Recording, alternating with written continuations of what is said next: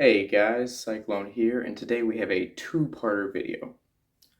Part 1 involves me putting Christmas lights on top of my truck because I always thought it was a fun thing to do. However, I did not think that was enough stuff to make a video out of, so part 2 is me trying to put more colored lights on my truck. This first part is pretty self-explanatory. I'm just showing you how to do this for when Christmas rolls around. This is the Yeti.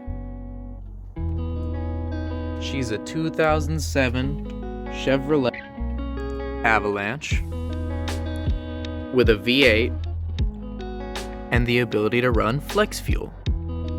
And today we are going to be dressing her up. To do that, I have 59.5 feet, not 60, no. 59.5 feet of outdoor Christmas lights. You can't tell, I don't know how I'm gonna do this. I got them working, but they're blinking, and I think it's because of the power converter, which is kind of annoying, but we'll figure it out. So I started wrapping them, and then I got halfway over here, and I'm trying to put this under, and it doesn't fit because of those tabs. So I'm just gonna take this PVC cutter and cut them off. My back outlet is bad, so we plugged it up to the one in the front. And I have this thing just so I don't have to have a bunch of lights in the car. I'll probably change that later. Naturally, you would run it out your window, especially if you have these window guards, because you wouldn't get rain in it. But Avalanches have this special back window where I can run it straight out and seal the window back. And it works. So now it's just wrapping time. I'm about to do what's called a pro gamer move, or the moron maneuver, depending on who you're talking to. I don't want to unwind those lights, so I'm just gonna get power straight from the car. Could I have just zip tied them to the rack instead of taking a Dremel and mutilating the end of the plug? Yes. Am I gonna do that? Absolutely not. A lesson you should learn as an aspiring DIY guy. Zip ties are the top 3 most useful things you'll ever have. Hey, them some Christmas lights.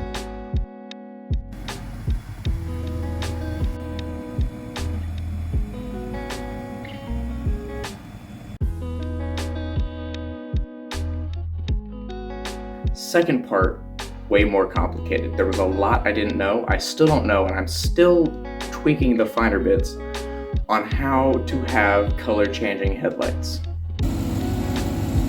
Yeah, baby. That's what I'm talking about.